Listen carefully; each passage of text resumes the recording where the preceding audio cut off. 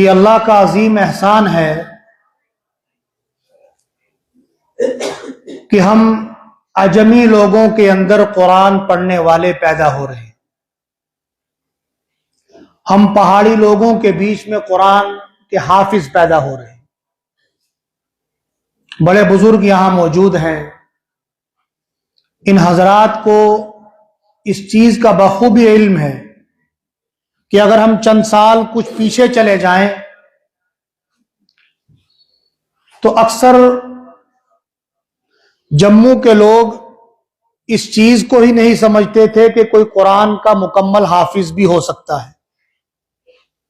یعنی اتنی بڑی کتاب، اس کو زبانی یاد کرنا، پھر اس کو یاد رکھنا، اصل میں اس میں ہمارا کوئی کمال نہیں.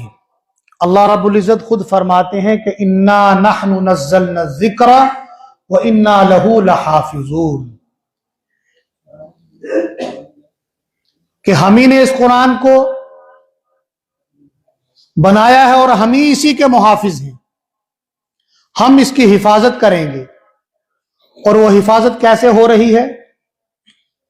ایمان والوں کے سینے اس کے لیے اللہ نے تیار کیے. یہ قرآن پہاڑوں پر اتارا جاتا تو وہ ریزہ ریزہ ہو جاتے. کسی بھی بڑی ظاہری قوت کے اوپر اتارا جاتا تو وہ ریزہ ریزہ ہو جاتی. اللہ نے اپنے بندے کے سینے کے اندر وہ فولاد پیدا کیا، وہ قوت اور وہ طاقت عطا کی کہ جس کی بدولت اس قرآن کو اس سینے کے اندر جذب کر لیا جاتا. پھر ہم نے یہ تو سن لیا تھا کہ قرآن کے حفاظ بھی ہوتے ہیں. پھر یہ علم نہیں تھا کہ وہ تراویح پوری زبانی کھڑی ہو کر پڑھاتے ہیں. ہم تو علم طرح سے قرآن پڑھتے تھے. یعنی ہم میں سے بہت چند لوگ ایسے تھے کہ جن کو آخر کی 10 سورتیں زبانی یاد تھی. 4 سورتوں پر اکتفا کیا جاتا تھا. تراویاں پڑھتے ہی نہیں تھے. پھر 10 قرآن کی آخر کی 10 سورتیں زبانی یاد کر کے، یا وہ حضرات جو باہر کے علاقوں سے چندہ لینے آتے تھے، یو پی سے، بہار سے اور علاقوں سے، تو وہ چندہ بھی کرتے تھے اور لوگوں کو تراویاں بھی پڑھاتے تھے. مگر کہیں کہیں گاؤں دیہاتوں میں اس کا کوئی بھی عمل نہیں کیا جاتا تھا، کوئی اہتمام نہیں ہوتا تھا. پھر یہ معاملہ پتا چلا کہ یہ قرآن جو ہے 30 دنوں کے اندر مکمل 20 رکعتوں میں روز سنا جاتا ہے. پھر اور نئی بات سامنے آئی کہ بھائی یہ 10 دنوں میں بھی سنایا جاتا ہے. یعنی 3 سپارے ایک رات کی تراویح میں پڑھائے جاتے ہیں. پھر یہ بات بھی سننے کو ملی کہ قرآن پاک کو ایک رات میں 20 رکعتوں میں مکمل بھی سنایا جاتا ہے. اب ذرا ہم غور کریں کہ یہ ایسا کس کی بدولت ہوا؟ یہ ان حفاظ، علماء، ان مدارس کی بدولت ہوا نا. یہ جو تھوڑی سی رنگت نظر آ رہی ہے، یہ ٹوپیاں، یہ داڑیاں، یہ سلوار قمیض اور یہ مسجدیں، یہ مینار، یہ گنبد، یہ مدارس، یہ مکاتب، یہ علماء کی محنت ہے نا. کیوں؟ العلماء ورثۃ الانبیاء. یہ اپنی وراثت کو جو جناب نبی کریم صلی اللہ علیہ وسلم کی وراثت جو اللہ نے ان کی پیشانی میں ڈال دی ہے، اس کو لوگوں تک، عوام تک، بچوں تک پہنچانے کی فکریں اور کوششیں کر رہے ہیں. ایک ماسٹر کی تنخواہ کتنی ہوتی ہے؟ 60-70 ہزار روپیہ، شاید آج کل اس سے بھی زیادہ ہے جی. پھر کسی لیکچرر کی تنخواہ کوئی لاکھوں روپے سے اوپر ہے. پھر اور بہت سارے ایسی ملازمتیں ہیں یا بہت ساری ایسی تجارتیں ہیں کہ جہاں پر انسان مہینے میں لاکھوں روپیہ کماتا ہے. مگر حافظ صاحب کی تنخواہ، میں تنخواہ کا مطالبہ نہیں کر رہا ہوں کسی کے لیے، میں ایک بات کو سمجھانے کی فکر کر رہا ہوں، کوشش کر رہا ہوں کہ مختصر تنخواہ، بہت محدود تنخواہ، کہ اگر وہ تنخواہ ہمیں کوئی دے تو ہم اس کو سراسر مذاق سمجھیں اور اپنی توہین سمجھیں. ایک حافظ اتنی محدود تنخواہ لے کر ایک مدرسے کو، ایک مسجد کو، ایک ادارے کو ایک محلے کو, ایک گاؤں کو, ایک شہر کو چلا رہا ہوتا ہے, چلاتا ہے نا. کبھی وہ بھوک ہڑتال کرتا ہے, کبھی وہ احتجاج کرتا ہے کہ مصلی پر نماز کا وقت ہو چکا تھا, وہ کھڑا ہو گیا کہ آج میں نماز نہیں پڑھاؤں گا کیونکہ میری تنخواہ صرف 2000 روپے ہے. جب تک نہ آپ لوگ اس چیز کا عزم کریں کہ میری تنخواہ 50,000 روپے ہو, تب تک میں ظہر کی نماز نہیں پڑھاؤں گا. کبھی ایسا ہوا؟ نہیں نہ ہوا. یہاں پر ایک بات ہے سمجھنے والی. کیا ہم جو عوام الناس ہیں, جو علماء نہیں ہیں, جو عالموں کے بغیر جو حضرات ہیں, کیا ہمیں اس چیز کو سمجھنا نہیں چاہیے کہ ان حضرات کی کفالت جب اللہ نے ہمارے سر لگائی ہے تو کیا یہ ہم نے پوری نہیں کرنی؟ کیا اس کے بارے میں ہمیں اللہ پوچھے گا نہیں؟ بتائیں ذرا. ضرور پوچھ ہوگی, اس کے بارے میں پوچھ ہوگی, پوچھا جائے گا. بہرحال یہ میرا موضوع نہیں ہے, ضمناً یہ بات میرے ذہن میں, مگر یہ ایک ایسا سبق ہے جو ہم سب کو اس کی اصلاح کرنی چاہیے اپنے علاقوں میں. بہرحال آج کی جو یہ مجلس تھی, یہ ایک بچہ جو حافظ قرآن ہوا, اس ادارے نے مجھے پہلے کہا تھا کہ آپ ایک دن پہلے آ جائیں اور اس بچے کا قرآن آپ خود مکمل سنیں. یہ ایک نئی چیز ہے, ایک نئی بات ہے.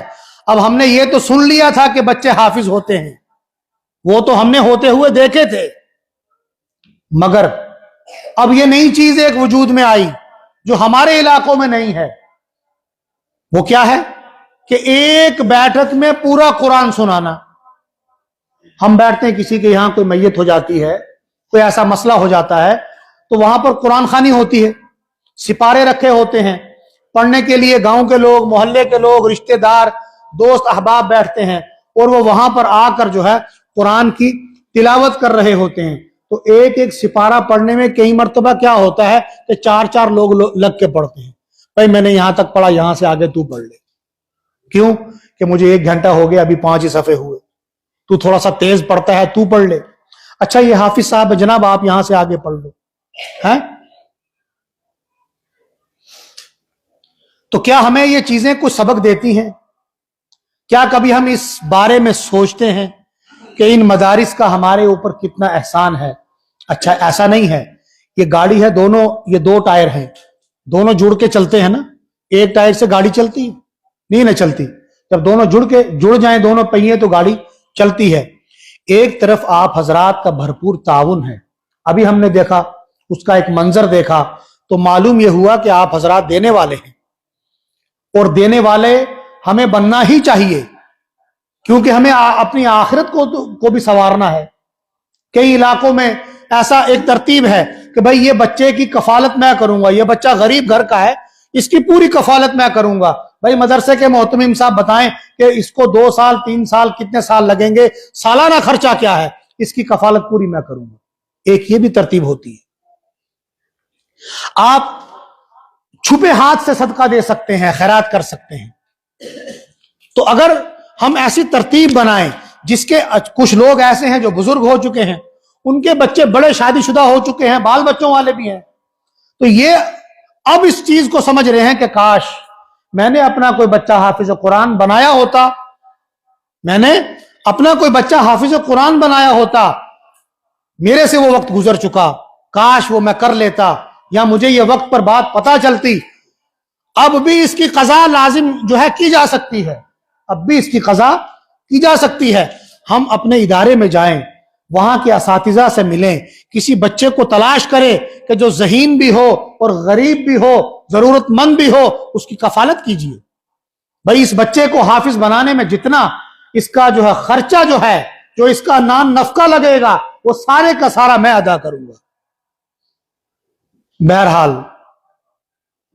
یہ تعلیم ہے کہ اس طریقے سے ہم جو ہے اپنے دل کا جو غبار ہے اس کو نکالا جا سکتا ہے.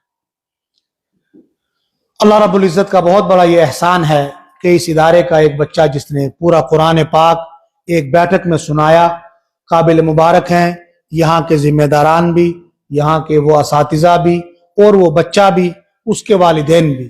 یہ بڑی نعمت ہے. کسی کا بچہ ڈاکٹر بن جائے, ایماندار نہ بنے, تو کیا کمایا؟ प्रोफेसर बन जाए, ईमानदार ना बने, नमाजी ना बने, दीनदार ना बने तो क्या कमाया? याद रखो, जिन लोगों की औलादें अल्लाह ने अता की हैं और उन लोगों ने अपने बच्चों की तालीम और तरबियत का सही नज्म व नक्श नहीं किया था और उनकी औलादें खराब हो गई, बेनमाजी हो गई, याद रखो उन लोगों ने दुनिया पर कुछ नहीं कमाया। अच्छा, ये नहीं मैं कहना चाह रहा हूं कि अगर तुम्हारा बच्चा हाफिज नहीं बना तो तुम खाली हो। अगर हमारी औलादें नमाजी बन जाएं, कुरान पढ़ने वाले बन जाएं और जो है सच बोलने वाले बन जाएं, हराम दाने से बचने वाले बन जाएं, ये बहुत बड़ी नेमत है। मगर ये होगा कैसे? जब हम उनको वो रास्ता बताएंगे, वो तालीम देंगे, तब जाकर वो चीज हो सकती है। हमने तो कलमा सिखाया नहीं।